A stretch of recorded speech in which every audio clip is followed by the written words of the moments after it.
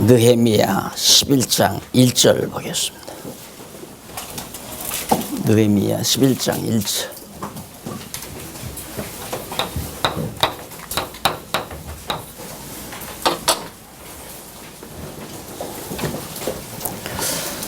백성의 두목들은 예루살렘에 머물렀고 그 남은 백성은 제비 뽑아 10분의 1은 거룩한 성 예루살렘에 와서 거하게 하고 그 9분은 다른 성읍에 거하게 하였으며 1절까지 봉독해 드렸습니다. 유다 백성과 북이스라엘 남은 백성들이 바벨론 포로에서 돌아왔는데 돌아와서 이제 에스라 때 성전을 스룹바벨이 첫 번 돌아와서 성전을 짓기 시작해 가지고 에스라 때 제사가 회복되고 지금 느헤미야거든요. 느헤미야는 이제 성곽을 다시 쌓는 작업을 하기 위해서 느헤미야가 돌아왔잖아요. 이게 에스라 에스라 느헤미야 에스더 나오죠. 근데 스룹바벨의 기록은 에스라서에 나오죠. 그러니까 에스라 느헤미야 에스더서가 이제 오늘 끝나면 다음 주부터 에스더 나올 건데 문제는 이제 바로 느헤미야가 돌아와서 왕국의 인구를 조사한다는 사실이 11장과 12장에 3110페이지에 나오죠. 자, 우리는 앞에서 공부하면서 다윗이 사단의 충동을 받아가지고 왕위에 올라서 이제 이방 나라들을 치고 나서 자기 군장 요압에게 인구를 조사하라고 그렇게 얘기를 했습니다. 그런데 그것이 하나님 앞에 괘씸죄에 걸린 거죠. 다윗이 인구 조사를 한 것. 그런데 제목을 보면 똑같이 왕국의 인구 조사를 누가 하느냐면 느헤미야가 합니다. 그러면 느헤미야도 하나님의 괘씸죄에 걸려야 되잖아요. 다르다 그 말입니다. 그러니까 다윗이 인구 조사를 한 것은 그 인구를 조사해서 싸움에 나갈 만한 숫자, 군대 숫자죠. 그런 자의 숫자가 많아지면 나라가 든든하고 편안하고, 다윗이 벌써 인간을 의지하는, 백성을 의지하는, 또 군대를 의지하는 그 심사를 하나님이 괘씸하게 보셨다 이 말입니다. 그러나 느헤미야는 그런 의미에서 인구조사를 한 게 아닙니다. 왜 했는가? 하나님께서 일찍이 모세를 통하여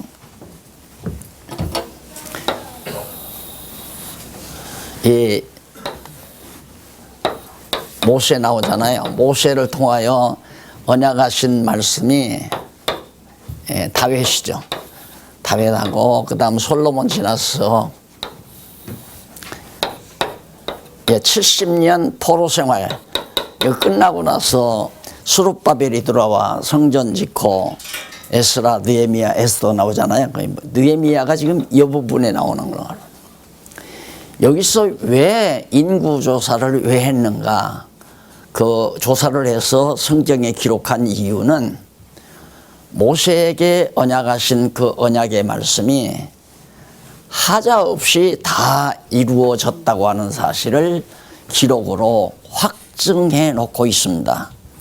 그러니까 다윗은 이미 하나님께서 생육하고 번성하라 열조에게 이스라엘 아브라함에게 언약하신 대로 백성이 번창해서 땅을 정복해 가지고 나라까지 다 이루어 주었어요. 그러면 언약대로 이루신 여호와 하나님만을 의지하고 살아야 되잖아요. 그런데 벌써 다윗이 승리하고 이제는 나를 넘볼 만한 주변 국가가 없다, 이렇게 생각이 되니까 우쭐한 거죠. 그래가지고 백성의 수를 헤아려 보고 만약에 전쟁이 일어나면 전쟁터에 나가서 싸울 만한 군대에 나갈 숫자가 어느 정도 되나 그걸 군장에게 시켜본 겁니다. 그런데 그런 마음이 왜 생겼냐면 사단에 의해서 우리가 공부했지만 사단에 의해서 하나님께서 다윗을 충동시켰다고 그러잖아요. 그러니까 하나님도 그렇게 보면 우리가 하나님을 우리와 같은 상대자로 답답한 거예요. 왜 사단을 통해서 다윗을 충동시켜 놓고 다윗으로 하여금 인구조사를 하게 해서 그걸 했다고 또 하나님이 트집을 잡아서 다윗을 채찍질하고 뭐 흉년을 견딜 거냐 온역을 견딜 거냐 이방 대적을 맞이할 거냐 셋 중에 하나 골라라 그거 나오잖아요. 그 하나님이 사단을 통해서 다윗을 충동시켰으면 하나님이 그렇게 하지 말아야죠. 그러면 왜 그렇게 하셨는가? 다윗이 자고할까 봐서 너는 인간을 의지해도 안 되고 군대를 의지해도 안 되고 오직 언약대로 자손 번창해서 가나안 땅 정복해 가지고 다스리게 해주신 다 여호와만을 의지하고 바로 여호와를 경외하라. 이제 그 교육이 바로 사단을 통해서 충동시켜 가지고 백성들을 의지할 마음을 사단이 가져다 주는 거죠. 그래서 군대들을 나갈 만한 사람들이 많으면 이제 흡옷할 거 아닙니까? 그래서 하나님께서는 그렇게 하면 안 된다는 사실을 이런 과정을 통해서 하나님이 교육을 시킨다 그 말이에요.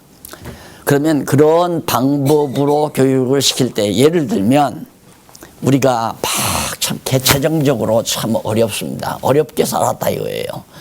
하루하루 때거리가 어렵게 그렇게 살았는데 이제 경제 발전이 이루어지면서 이제 먹거리 걱정은 없잖아요. 그리고 아파트도 한 채 이제 딱 분양을 받았어요. 이사를 했어요. 적당한 직장도 있어요. 아, 됐다 이제는. 그때가 위험한 때라고 내가 그랬잖아요. 됐다. 왜 됐는가? 사는 집도 해결됐고 경제적인 것도 직장활동에서 해결이 됐으니까 아, 이제는 됐구나. 그럴 때 우리의 신앙이 흔들리게 된다 이 말입니다. 여호와 누가 그렇게 해주셨나? 하나님께서 재정적인 압박도 풀어주시고 거처도 하나님이 해결해 주시고 그래서 온 가족이 편안하게 살게 해주셨으면 날마다 때때마다 여호와 하나님께 찬양하고 감사하면서 온 식구가 여호와 하나님 경외하면서 살아야 되잖아요. 근데 그렇게 살지를 않고 이제는 돈 벌기 바쁘고 사업하기 바쁘고 또 아파트 넓은 평수로 가기 바쁘고 그래서 하나님은 까마득하게 잊어버리는 거죠. 그렇게 해서 하나님께서 그렇게 하면 안 된다는 걸 깨닫게 하기 위해서는 사단을 통해서 욕심을 불러일으켜 가지고 무리하게 은행돈 꺼내서 아파트 50평대나 40평대로 이사를 간다 이 말이에요. 그런데 갑자기 경제 침체가 오면서 이자 갚아나기가 힘들어요. 집값은 또 떨어지기 시작해요. 그런데 결국은 집을 팔아가지고 빚을 갖고 은행돈을 갖고 먹고 살기가 답답하도록 아주 먹고 살기가 힘들도록 하나님이 그렇게 해 가실 수 있다는 얘기입니다. 그것이 우리를 가르치시는 하나님의 섭리예요. 하나님께서 꿈에 나타나서 아무개야 너 욕심 부리지 말고 살아라. 내가 주는 대로 먹을 것과 입을 것이 있은즉 족한 줄 알고 살아라. 이렇게 말씀으로 가르치는 게 아니라 이런 역사 섭리를 통하여 깨달아 알게 하시는 것이 하나님의 말씀이다. 그러니까 절대 욕심은 금물 아니에요.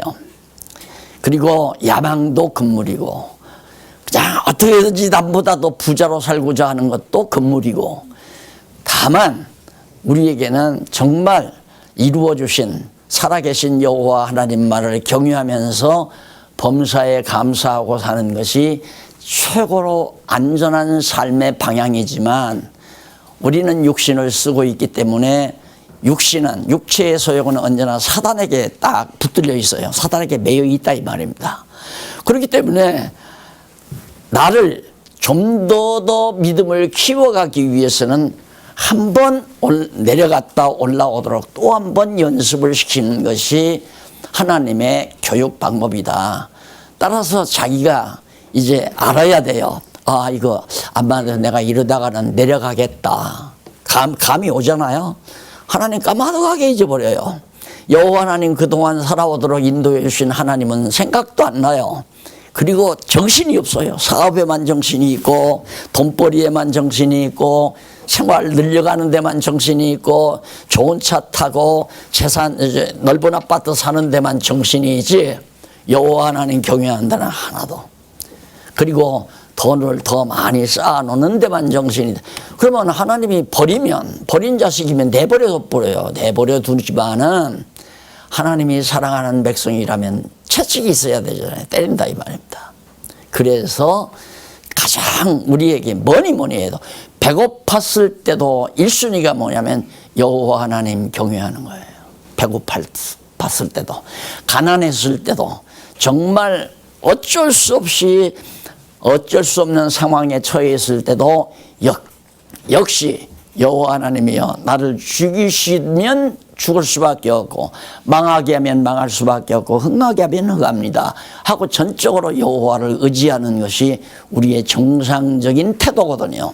그런데 우리는 다윗처럼 사단의 유혹을 받으면 그야 벌써 하나님 멀리하고 세상적인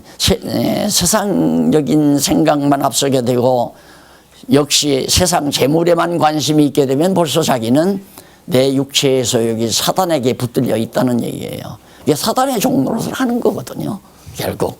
그래서 욕심내는 것도 사단의 종노릇 하는 거고 타박을 부리는 것도 그렇고 그래서 결국 다윗도 그렇게 겪었지만 여기는 느헤미야가 인구조사를 한 것은 전혀 정반대의 성격이에요. 봐라.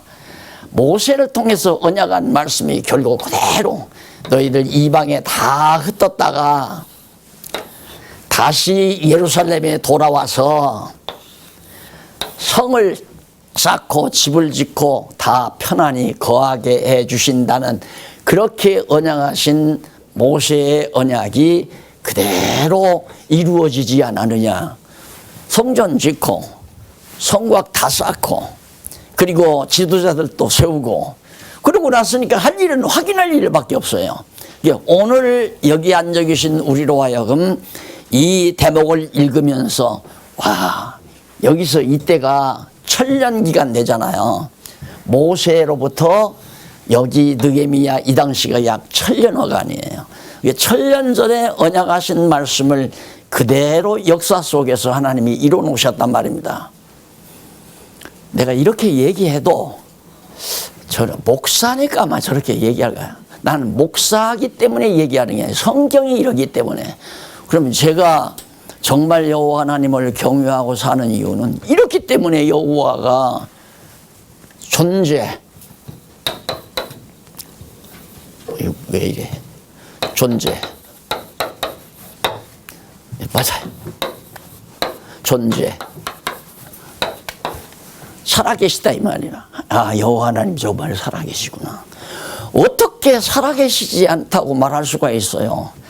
여기는 북이스라엘도 망하는데 아수르에게 망한다. 그리고 근력의 이 예레미야 선지자는 바벨론에게 남쪽 유다는 망한다. 그래 진짜 바벨론에게 망했잖아요.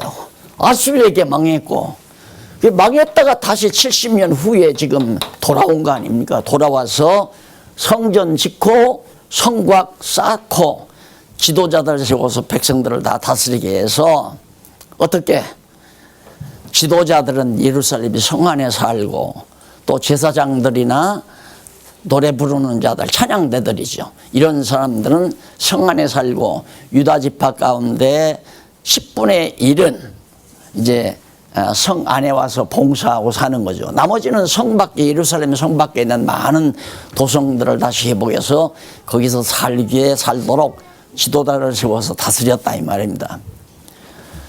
자, 이런 사실을 지금 느헤미야 마지막 부분에서 확인해 주는 거예요. 오늘 강의 끝나면 느헤미야서는 끝나는 거 아니에요. 그러니까 느헤미야가 말하는 건 하나님께서 열조와의 언약도 그렇지만 모세와의 지도자인 모세를 통해서 언약하신 말씀이 이렇게죠. 이렇게 다 성취됐다. 그러니 하나님은 살아 존재하시고 그분은 5대 속성을 정말 가지고 계시는 여호와 하나님이다 하는 걸 아주 강하게 지금 드러내주는 귀한 말씀이라 이 말이에요. 이걸 모르면 아니 우리가 느헤미야가 기록한 여기 보면 예루살렘에 와서 두목들이 거했던 성 밖에 거했던 몇 명이 왔던 우리와 무슨 상관이 있어요? 아무 상관없잖아요. 그렇잖아요. 그런데 우리가 이걸 읽으면서 왜 하나님의 말씀이라고 읽어야 되는가? 이렇기 때문에 하나님께서 천년기간을 두고 오늘 현대를 사는 오늘 우리들에게 특히 오늘 이 자리에 앉아 계신 여러분에게 보십시오. 하나님께서 나는 이렇게 살아있다. 그래서 역사를 지배해간다. 하나님의 특별히 택한 백성의 역사를 지배해가지 않느냐. 그러면 오늘 우리 하나님의 택한 백성이에요. 그러면 이스라엘 백성만 하나님이 지배하고 오늘날 택한 백성 우리는 하나님이 지배 안 하나요? 지배하잖아요. 근데 가장 지금 문제가 뭐냐면 사람들이 하나님의 말씀을 자기의 마음에 맞도록 받아들인다는 데 문제가 있는 거예요. 자기의 마음에 맞도록. 그래서 목사님들이 많은 과거의 지도자들이 주일날 이렇게 설교를 할 때도 성도들의 마음에 맞게 각색을 해서 소위 설교라고 하는 것을 했다 이 말입니다. 그러다 보니까 교회가 완전히 하나님께 내 욕심대로 내 꿈대로 내 이상대로 열심히 기도하면 하나님이 이루어준다고 생각을 해서 혹시라도 주일날 빠지면 하나님이 밉게 보시겠지 이런 생각으로 아직도 혹시 여기 앉아 계셔도 그 생각하고 앉아 있을지 몰라요. 그런 생각을 하는 건 이 얘기가 아무 필요 없는 거죠. 지금 이 얘기가 가서 기도하는 게 낫죠. 어느 기도 지금 문제가 생겼으면 여러분에게 어떤 문제가 생겼으면 당장 기쁜 산소 기도원으로 가셔야 돼요. 가서 기도 바꿈고 울며 불며 통곡하며 하나님께 애원하고 기도해야 돼요. 그게 지난날 성도들의 신앙생활의 모습 아니에요. 그건 필요 없는 얘기예요. 그래가지고 되는 게 아니에요. 우리는 성경에서 하나님이 살아계시다 이거 말하는 하나님 살아계시다 봐라 하나님 이걸 어떻게 설명해요? 하나님이 살아계시지 않다면 어떻게 천년 전에 언약한 대로 그대로 이 70년이 필요한 이유는 인간으로는 다시 복구하기가 전혀 불가능하도록 완전히 예루살렘이 회파되고 황폐화시키기 위한 것이 70년 기간이에요. 그동안에 이제 백성들은 노예 생활을 해야죠. 포기하는 거 아니죠. 이제 끝났다. 우리도 그랬잖아요. 우리 36년 동안 외정치하에 살았을 때 이미 이제는 일본에 우리는 속국됐다 하는 사람은 다 친일파 노릇했잖아요. 친일파 노릇한 사람들은 그 당시에 외정치하에 그래도 공무원 역할도 하고요. 무슨 공공국가기관의 무슨 창고 사업이라든가 주조작이라든가 이거 다 친일파들은 다 그거 해먹고 잘 먹고 잘 살았어요. 왜? 안 된다. 이제는 벌써 36년 동안 우리는 언어도 나도 하마터면 일본말 배울 뻔하잖아요. 학교 가기 전에. 이 한국말은 필요 없으니까 그렇게 다 포기했지만은 어떤 사람들은 뭐 임시정부가 있었기 때문에 독립이 됐다. 말도 아닌 소리예요. 하나님께서 다시 복구시켜 놓은 거예요. 도저히 불가능하게 해놓고 가능하도록 대한민국이라는 나라가 회복도 왜? 그걸 우리 역사에서도 우리들도 보고 살라는 얘기입니다. 유관순 누나가 뭐 만세하고 태극기 하나 들고 만세 불렀다고 나라가 세워집니까? 그게 말도 안 되는 얘기죠. 역사를 누가 지배하는데? 하나님이 지배하잖아요. 그러니까 하나님은 도저히 불가능하게 인간적으로는 불가능하게 해놓고 하나님의 능력으로 가능하게 그래서 당신의 5대 속성이 드러나는 거 아니에요.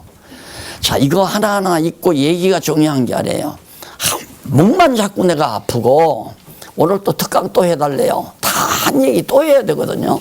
또 하면 뭐예요? 하나님의 말씀이 딱 들으면 벌써 내 안에 변화가 생겨야죠. 아하, 내가 잘못했구나. 내가 어리석게 생각하고 살았구나. 딴 데 관심이 있었구나. 하나님 믿는다고 하면서도 아직도 내 관심은 딴 데 다 있다 이 말. 딴 데. 그러니 공부하면 뭐예요? 아무 필요 없잖아요. 근데 완전히 바꿔야 돼. 아하, 그냥 하나님이 지금 해준 이 상황을 감사함으로 알고 범사에 감사하면서 오직 주만 의지하고 하나님의 영광을 위하여 이렇게 살아가노라면 하나님께서 때로는 나로 형통케 도와시고 때로는 공고케 도와시면서 우리의 신앙을 자꾸자꾸 키워간다. 여기 다윗이 왕 되기 전에도 얼마나 오르락 내리락 오르락 내리락 이게 사사시대 아니에요. 막 계속 내려놨다 올려놨다 내려놨다 올려놨다 내려놨다 올려놨다. 얼마나 인간이 강팍하면 그렇게 해야 되겠습니까? 우리들이 하나님의 말씀을 상고할 때 심각히 그래서 이제 그들이 예루살렘에 거하는데 10절로 18절에 보면 예루살렘에 거한 제사장 및 레위 자손들의 자손의 통계가 거기 나와요. 자, 궁금하면 자세히 읽어보시면 될 거예요. 자, 그 다음 넘어가서 19절로 24절에는 예루살렘에 거한 문지기들, 문지기죠. 성을 지켜야 할 거 아니에요. 외국인들이 쳐들어오지 못하게. 그리고 노래하는 자들, 다 그들이 성 안에 거하게 된단 말입니다. 다시 말해서 성전에서 제사하는 제사장들이나 지도자들이나 노래하는 자들이나 성문을 지키는 자들, 지도자들 이런 사람들이 예루살렘 성 안에 살고 나머지는 성 밖에서 다 살도록 그렇게 섬기하셨다. 자, 12장 넘어가서 1절로 11절에 보면 스룹바벨을 쫓아 돌아온 제사장 및 레위 사람들의 명단이 마지막 스룹바벨이 마지막 돌아왔잖아요. 그러면 그 스룹바벨은 누구냐면 히스기야 왕의 아들 므낫세이죠. 므낫세는 아주 타락한 왕이었잖아요. 나이가 어려 12살 때 왕이 됐는데 아주 부패했거든요. 그런데 므낫세 아들 요시야라는 왕이 등장하더니만 아마 그 성전에서 발견한 그 성경책 하나님의 말씀을 발견하고는 그걸 백성에게 읽어줬잖아요. 그 백성에게 읽어주니까 백성들이 그냥 성경 말씀 읽는 것만 듣고도 울고 불고 회개하고 잘못을 뉘우치고. 왜? 이미 그렇게 하나님께서는 모세를 통해서 우리에게 그렇게 말씀했는데 이방신 섬기지 말고 여호와 하나님 멀리하지 말고 그거 다 가르쳐 줬는데도 결국 모세의 예언대로 우리는 이방신 섬기고 하나님을 경외하지 아니하다가 결국은 우리가 이처럼 고난을 많이 겪는구나. 그것이 이제 돌아와서도 에스라가 말씀을 읽어주었고 요시야 왕도 글을 했잖아요. 그런데 그 요시야의 아들이 바로 스알디엘입니다. 스알디엘이라는 사람. 그 마태복음에 나오는 것 같죠. 그 다음에 나오는 거죠. 스알디엘이 스룹바벨이라는 아들을 낳아요. 그러니까 요시야가 포로 당시에 포로 직전에 여고냐를 낳았는데 여고냐가 결국 스알디엘을 낳고 스알디엘이 스룹바벨을 낳아서 70년 동안 벌써 한 2, 3대 만에 스룹바벨이 돌아오는 거예요. 그러면 이게 스룹바벨이 누구냐면 예수님의 족보 가운데 껴있는 사람이에요. 놀랍잖아요. 하나님께서 바로 아브라함과 다윗의 자손으로 예수 그리스도가 이 이후에 예수님이 오셔야 되잖아요. 오셔야 되려면 이 스룹바벨이 누구? 히스기야의 아들 므낫세, 므낫세의 아들 요시야, 요시야의 아들 바로 누구냐면 여고냐, 여고냐의 아들 스알디엘, 스알디엘의 아들 스룹바벨 이렇게 딱 나오잖아요. 그러니까 그 스룹바벨이 처음에 백성들을 데리고 돌아온 거 아닙니까? 1차적으로. 그러니까 하나님께서 벌써 왕종 남겨놓은 거예요. 왜? 다윗 왕 통해서 바로 누가 나오니까 예수님이 나오셔야 되니까. 그러면 예루살렘을 완전히 쑥대밭 만들어버리고 불쳐질러버리고 성벽을 다 갈 정도로 바벨론 군대들이 와서 죽일 때 어떻게 하필 다윗의 혈통 왕족을 너는 왕족이니까 안 죽이겠다 고 바벨론 군대들이 남겨놓은 게 아니거든. 막 사륙해서 다 죽이고 도망치는 사람 붙들어 죽이고 사로잡아서 끌고 가고 그런 가운데 하나님의 계획대로 수룹바벨은 딱 살려놔 가지고 포로에서 무사히 살아나왔다가 1차로 돌아오잖아요. 1차로 예루살렘으로. 이것이 전부 하나님의 철저한 계획 속에서 하나님의 뜻에 따라 이루어지는 거란 말입니다. 그러면 지금 제가 목 아프게 말씀을 했잖아요. 그러면 내가 쓸데없이 지난 주간에도 염려하고 근심하고 욕심 부리고 탐악 부리고 그냥 공연히 분주하게 뭔가 욕심 채우려고 했던 것이 솔직히 부끄럽게 느껴져야 되잖아요.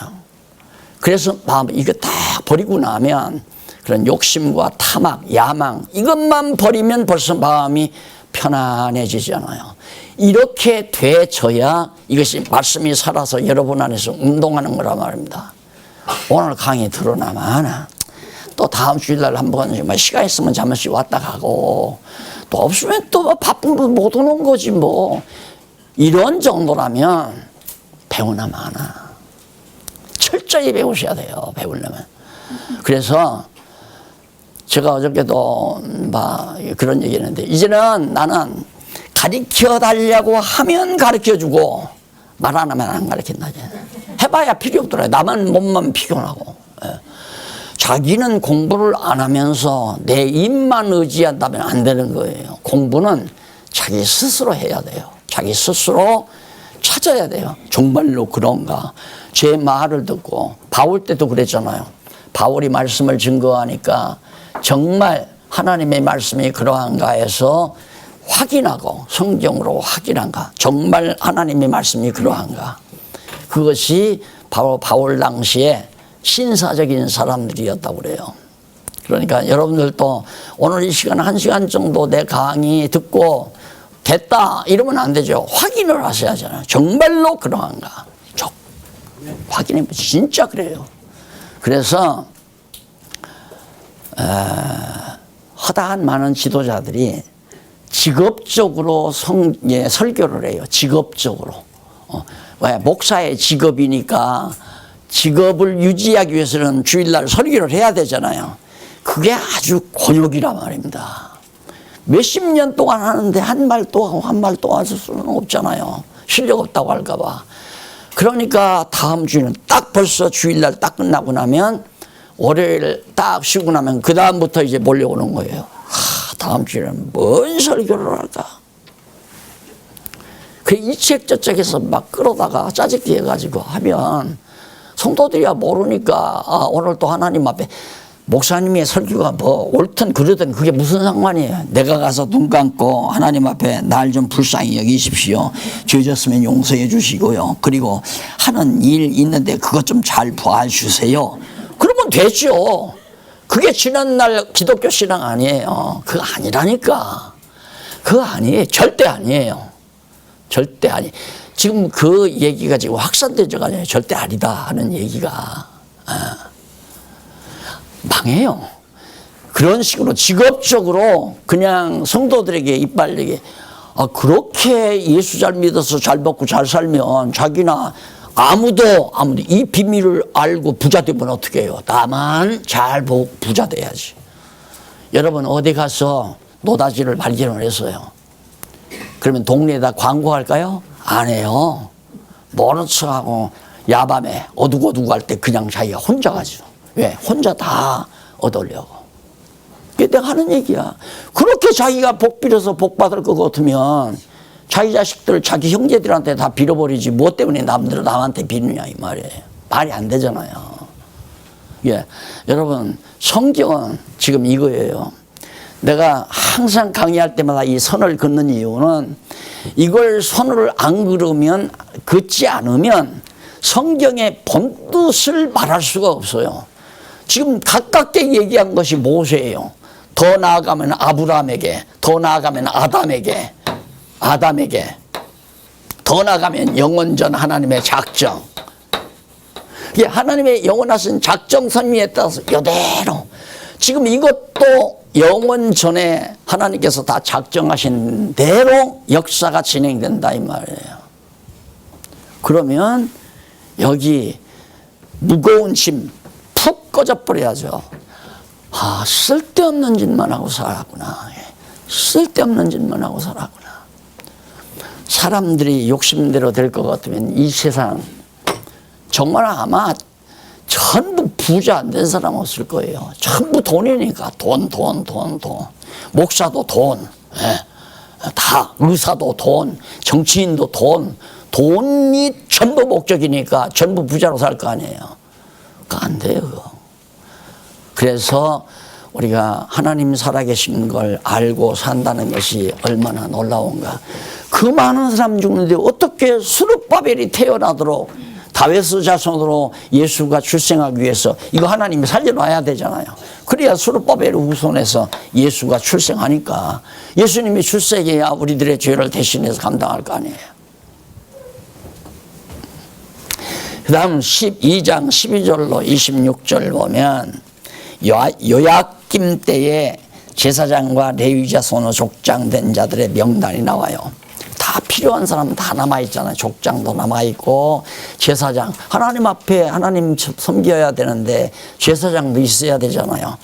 하나님이 필요한 인재들은 그런 상황 속에도 다 살려놨다가 다시 일으켜 놓잖아요. 어떻게 해서?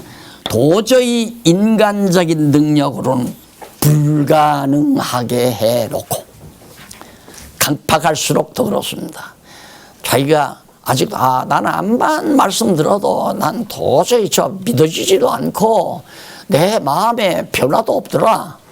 그럼 그만큼 강팍하다는 말은 마귀가 센 놈이 붙었다는 얘기거든요.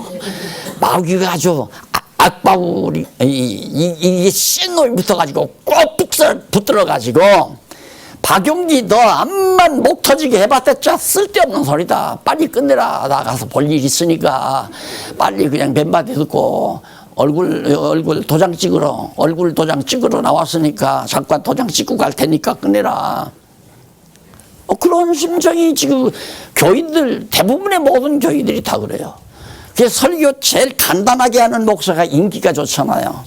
목회학 시간에는 절대 15분을 넘지 말아라. 설교는 15분을 넘지 말아라. 그리고 성경 본문도 2절 이상 넘어가지 말아라. 왜냐하면 제가 내가 만약에 오늘 한 5절이나 6절 읽었으면 벌써 아휴 오늘 목사님 잔소리가 많겠구나 이러고 다 앉았다 이거예요. 알아요. 그 목회학 교수가 그 말을 해요. 그러니까 이미 그렇게 아이고 오늘 잔소리가 많겠구나 하면 아무 소리도 안 들린다는 거죠.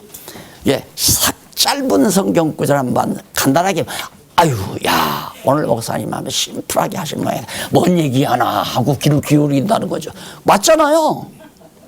그런데 나는 승희만 하면 그냥 1시간씩 해대니 그래도 오후에 지금 3시에 또 해달라고 그러잖아요. 자, 12절로 34절 12장 성곽이 완공이 되어 백성이 때를 지어 행진해. 얼마나 좋겠어요. 성곽이 예루살렘 성곽이 다 이렇게 다 완공이 됐는데 이제는 됐다. 백성들이 쭉 때를 지어서 돌면서 즐겁게 하나님을 찬양하는 그런 내용이 바로 이게 바로 이 70년 이 기간 불가능하도록 폭삭 망했던 기간이 있기 때문에 회복된 다음에 즐거움이 더하는 거죠. 내가 언젠가 말씀을 했잖아요. 우리 교회에서 오래전인데 어떤 여자분 한 분이 행세가 옷을 입고 다니는 거 보니까 보통 행세가 아니에요. 그런데 나와서 그냥 신방 한번 오라고도 안 하고 자기 얘기도 안 해요.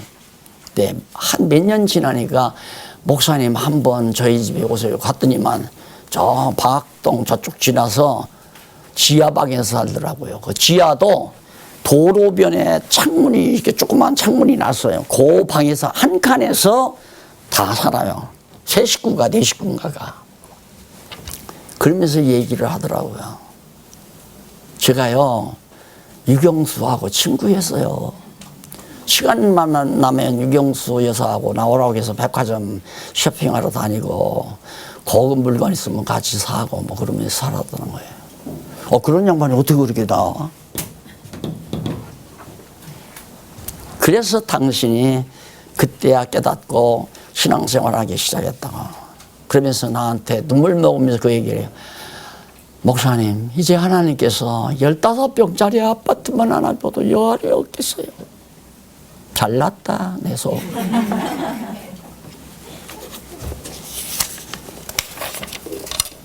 (44장) 아니 44절로 47절.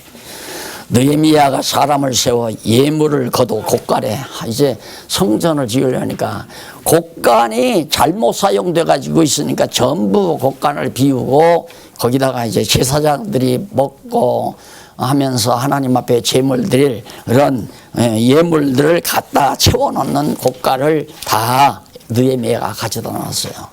완전 회복됐죠. 이제 제사도 회복됐지, 백성들도 이제 본성에 들어와서 살지.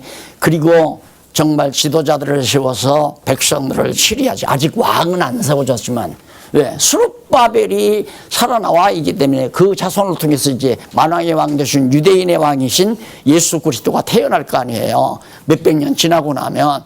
그런 역사를 하나님께서 계획해 놓고 있으니까 그 이전에는 그냥 지도자들로 나라를 다스리도록 그렇게 섭리하신 거죠. 자, 그래서 넘어가 보면 13장 1절로 3절 보세요. 3126페이지. 백성이 낭독하는 율법을 두고, 그러니까 백성이 낭독하는 게 아니라 백성이 제사장들이 낭독하는 율법을 듣고 섞인 무리를 분리하게 하는. 이거 보세요. 예, 하나님의 말씀이 바르게 선포되면 아닌 것은 나누어진다 이 말이에요. 아닌 것은. 네, 그럴 거 아니에요. 왜? 말씀대로 자꾸 나누어져야 되니까.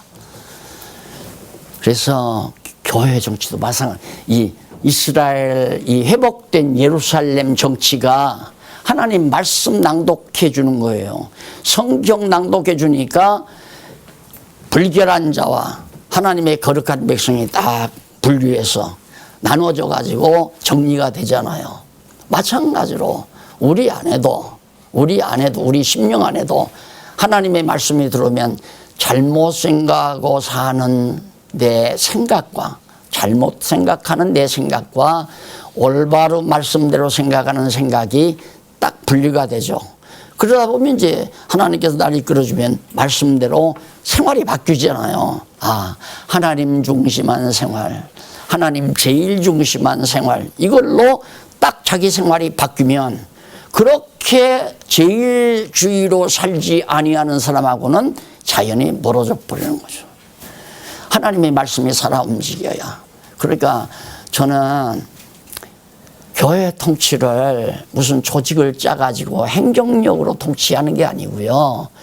그냥 하나님의 말씀만 잘 가르쳐주면 말씀대로 살아가는 사람들끼리 믿는 것과 하는 것이 하나 되면 교회가 세워지는 거예요. 믿는 것과 하는 것이 하나가 안 되면 자연히 떨어져 나가는 거고요. 그걸 우리는 뭐 분리했다, 분파했다 하지만 아니에요. 분파가 아니라 바로 하나님의 말씀을 듣고 말씀대로 해보려는 사람 백성하고 하나님의 말씀대로 살지 아니하는 자들하고는 딱 분리가 이루어져요. 어떻게 하니까? 하나님의 말씀을 읽으니까. 그렇게 교회 모든 것도, 교회 행정도 마찬가지예요. 오늘 특별히 이제 오후에 행정에 대해서 3시에 강의해 달라는데 뭐 보나마나 저는 디모데, 전후, 디도, 빌레몬, 히브리 거기에 나오는 말씀을 기점으로 해서 쭉 설명할 거예요. 그냥 내가 무슨 구상해서 조직해 놓은 어떤 말을 말하는 게 아니라 교회 행정이라는 것이 디모데, 전후, 디도, 빌레몬에 나와 있으니까 그대로 읽어주면 지금 제일로 선배들, 앞선 선배 장로님들이나 권사님들이 괴로운 것이 뭐냐면 억지로 자꾸만 무슨 명예인 줄 알고 장로가 되려고 권사가 되려고 하고, 우리 교회는 비교적 이제 그게 적은데 지방교회는 아직도 그런 것들이 많은 것 같아요. 그런 것들이 그냥 있다 이 말입니다. 그거 할 수가 없이 어떻게 할 거예요? 예를 들어 내가 당신은 자격 없으니까 그만둬. 조금 더 있다 해. 당신은 자격 있으니까 해. 이러면 나 죽이고 난리 나죠. 여러분이 보기에 내가 글쎄 뭐 물론 사람인지라 미운 데가 있겠지만은 내가 제일로 목회하면서 미움받은 조건 하나가 뭐냐면 자기를 안 세워준다는 거. 나를 좀 높이 세워주고 나를 장로 만들어주고 나를 권사 만들어주고 해야 하는데 박 목사가 뒤에서 다 조종을 했다 그거 아니에요. 여기 장로님들 계시면 내 조종한 적도 없는데 왜? 잘못됐으니까. 생각이 잘못되니까. 그런데 디모데전서 디도빌레몬에 보면 다 나오거든요. 그게 그대로. 그러면 그 말씀대로 하면 거기 이제 장로도 있고 권사도 있고 집사도 다 있는 거란 말입니다.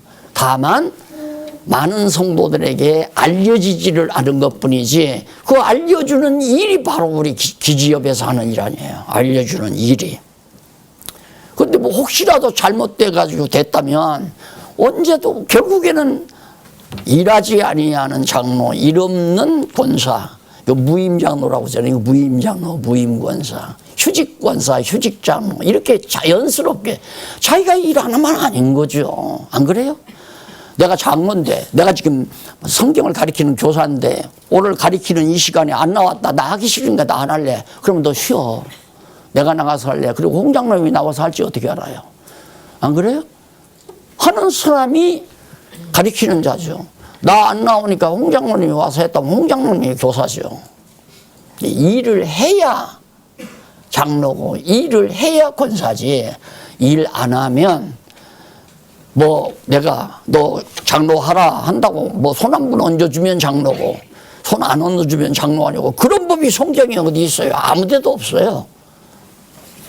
그러니까 느헤미야가 지금 예루살렘 다스리는 것도 그냥 하나님의 말씀 낭독하니까 성경을 쭉 읽어주니까 백성들이 아하 잘못됐구나. 그게 잘된 사람과 잘못된 사람이 딱 나누어지잖아요. 13장 4절로 9절에 보면 느헤미야가 잘못 사용된 거제물 두는 방을 정결케 해줘. 그게 완전히 뭐 이제 성전을 지었지만 성경을 모르니까 예물을 둬야 될 방에다가 무슨 농기구를 갖다 집어넣었다든가 무슨 다른 잡물들을 갖다가 생활 도구들을 갖다가 거기다가 넣어놨다든가 하면 잘못된 거 아니에요. 성경에서 그 방은 어떻게 사용하라고 정해 놓은 말씀대로 하나님 앞에 드릴 거제 예물들을 창고에다가 다 정리해 놓는, 정결케 그렇게 만들어 놓는. 그래서 질서를 누가 잡느냐? 하나님의 말씀의 질서를 잡는다. 예, 목사가 자기 마음에 들게 자기에게 다 모든 고난이 오도록 질서를 잡아가는 것이 아니라 하나님의 말씀대로 질서가 딱딱 잡혀져 가도록. 그래서 지금 우리 현재 여기는 교회 개혁이 60~70%는 지금 거의 이 고비는 넘었다고 나는 생각을 해요. 뒤로 돌아갈 염려는 없다. 이런 정도. 그러니까 60~70%는 넘어간 거죠. 마무리만 이제 가다듬으면 진짜 불평할 것도 없고 원망할 것도 없고 시기할 것도 없고 서로 다투고 싸울 것도 없고 완전히 진짜 서로가 사랑할 것밖에는 없는 그런 아름다운 교회로 가능하지 않겠나. 제 바람은 그거거든요. 바람은. 그래서 성경을 성경대로만 가르치는 얘기란 말입니다. 10절로 14절 직임을 이탈한 레위 사람을 용서하여 주기를 구합니다. 자기가 해야 될 일을 안 하고 그냥 하면 이탈한 거 아니에요. 장로가 됐으면 장로 일을 해야 하는데 장로 일을 안 하니까 저 사람 용서해서 하게 해달라. 권사가 됐으면 권사 일을 하게 해야 하는데 지금 나는 절대 인간적으로 이렇게 하라 저렇게 하라 이제 안 한다고 그랬잖아요. 하라고 하니까 몇 번 하다가 한두 해 하다가 나중에는 실증나니까 안 하더라고요. 하라고 하니까 나 해봤잖아요. 그래서 안수해서 뭐 투표해서 해놓으니까 처음에는 막 투표해서 하니까 야 내가 인기가 제일 많구나 해서 우쭐우쭐 해가지고 몇 년 하다가 그만 피그르르 해가지고 그만둬 버리더라고요. 그래서 이제 두 번 쏘가도 안 되고 이제는 내가 하라 마라 할 것도 없고 하면 하나님의 일꾼이고 안 하면 일꾼 아니고 그냥 얼마나 좋아요. 와서 그냥 적당히 행동하다가 가면 편안하죠. 그러나 지도자가 되면 일일이 챙겨야 되고 오늘 또 보니까 잘 나오시던 분이 몇 주째 지금 안 나오거든요. 보니까 거기는 뭐 지역장도 없는 것 같고 지역권사도 없는 것 같고 보세요. 내가 안 시키니까 안 하잖아요. 어디까지는 무슨 지교입니다. 지구자 누가 하십시오. 그래도 안 하더라고요. 이제 이렇게 되면 내가 어디 성도들을 몇 가정을 내가 신앙으로 지도해야 되겠다. 자연스럽게 오는 거죠. 그분이 지구자가 아니겠어요? 그분이 이제 그 지역교회 장로가 되는 거고. 할 일 많아요. 찾아보면 할 일이. 안 찾으니까 그러지. 그러니까 안 찾는 건 뭐냐. 옛날처럼 근사한 의자 당교실을 만들어 놓고 편안한 의자에 주일날 와서 거기서 와서 딱 서로 차 마시고 담소하고 그냥 강의 시간만 잠깐 나가서 앉았다가 다시 들어와서 또 하고 그리고는 불러서 이렇게 해 다시 시하고 우리 그러고 살았잖아요. 그거 없어요. 이제. 다 각자 자기 일을 해야지. 그 다음 13장 15절로 22절 안식일 범한 자를 책망하며 거룩해야 하고 은혜를 구하는 내용이 나옵니다. 안식일을 범한다고 하는 것은 이게 이제 돌아왔으니까 70년 동안 완전히 나라도 모든 거 다 회파돼 버리고 정말 하나님의 놀라운 기적적인 능력으로 회복이 됐으면 이렇게 회복해 주신 여호와 하나님을 어떻게 잊어버려요? 근데 여호와 하나님을 잊어버리는 원인이 어디에 있느냐면 애굽 땅 종되었던 집에서 인도하여 내신 여호와 하나님을 잊어버리니까 안식일을 안 지키는 거라 이 말입니다. 그러면 율법의 10계명의 제4계명의 안식일을 거룩하게 지키라. 이 말이 왜 지키라고 했는가? 안식일을 지키라고. 오늘은 왜 우리가 일을 안 하고 이렇게 놀지? 이렇게 편안하지? 우리가 애굽에 종로로 갈 때는 하루도 쉬는 날이 없었잖아. 아버지가 아들한테 지금 가르치는 거예요. 아버지, 왜 오늘은 일을 안 해요? 오늘은 안식일이 뭐예요? 그러면 야, 우리 조상들이 과거에 애굽에서 400년 동안 종살이 했단다. 하루도 쉬는 날이 없이. 그런데 여호와 하나님께서 우리를 그 종살이에서 건져내가지고 이렇게 와서 나라를 세우고 잘 살게 했는데 또 여호와 하나님 잊어버리니까 70년 동안 이렇게 완전히 망하게 해놔서 회복해 주는데 또 여호와 하나님 잊어버리고 안식일 안 지키잖아요. 그래서 지금 보통 이제 내가 성경을 이렇게 총체적으로 못 가르치면 설교를 할 수밖에 없잖아요. 보십시오. 안식일을 범한 자를 책망하지 않았으면 안식일을 지켜야 됩니다. 오늘 교회 안 나온 사람은 안식일 범한 사람입니다. 이러고 가르칠 거 아니에요. 그러니 그런 식으로 성경을 모두가 배웠기 때문에 예수를 믿다가 보면 정말 힘들어요. 야, 오늘 안 나가면 또 안식일 범해서 하나님이 벌 주면 어떡하나. 이 구멍가게에서 겨우 그냥 매일매일 한 5, 6만 원 이제 수입돼가지고 먹고 사는데 이거마저도 안 되면 어떡하나. 그 두려움 때문에 나오는 거 아니에요. 이 구멍가게라도 하나님 벌 주시 말라고. 그건 이제 이미 끝난 거예요. 그건 아니라 이 말입니다. 안식의 주인이신 예수를 그리스도로 믿는다고 하는 것은 예수 메시아를 보내신 여호와 하나님이 살아계시다는 것을 우리가 확증하는 거 아닙니까? 그래서 우리는 이분을 경외하는 거예요. 예수를 믿는다는 건. 그러니까 안식일 지키고 금식하고 제사 드리고 이런 건 전혀 없어요. 그냥 성경 말씀 잘 배워서 하나님과 나 사이 정확하게 나는 한평생 하나님 앞에서 어떻게 살 건가? 하나님이 나에게 주신 은사가 뭔가를 생각해서 살아가는 것이 가장 지혜로운 삶이라는 것. 계속해서 이방 여인을 취한 백성을 솔로몬이 예를 들어 책망을 합니다. 금방 와서 또 범죄를 하잖아요. 돌아와가지고 몇 년 되지도 않았는데 인간의 타락성이 끝이 없어요. 예, 솔로몬 봐라. 이방 여자들 1000명이나 거들이다가 말년에 가서 망하지 않았느냐. 완전히 하나님의 책만 듣지 않았느냐. 예, 믿지도 아니하는 이방 여자들하고 통혼을 하면 어떻게 예수가 태어날 수 있어요? 잘못하면. 안 그래요? 그러니까 통혼하지 말라. 그래서 순수한 아브라함의 후손들로 유지되도록. 그 다음 넘어가서 마지막 이제 정리가 됐습니다. 이렇게 해서 하나님의 말씀에 의해서 여호와 하나님도 잘 경외하게 되고 인간들의 백성들의 타락한 생활도 이제 변화를 가져오게 되고 뭘로? 여호와 하나님의 말씀으로, 성경 말씀으로 이렇게 여호와 하나님을 경외하는 삶을 찾고 자기 개인적인 사생활, 부패된 생활도 고쳐나가는, 그와 마찬가지로 오늘 우리들도 하나님의 말씀을 통하여 여호와 하나님 경외하는 것 잊지 않고 내 생활에 변화가 오는 것은 말씀의 능력이 우리에게 드러내시는 놀라운 섭니다. 자, 여기까지 느헤미야서가 마무리됐습니다. 다음 시간에는 제목 자체가 또 참 좋죠. 유다 자손의 보호. 몇 번입니까? 가로 없는 3번, 큰 3번이에요. 유다 자손의 보호. 보호. 이게 이제 바로 에스더예요. 에스더는 많이 들으셔서 잘 아시죠? 다음 주 한 주간 정도만 끝내지 않을까 싶어요. 보세요. 하나님이 이렇게 돌아온 유다 자손들을, 예루살렘으로 돌아온 유다 자손 철저히 하나님이 보호하잖아요. 왜?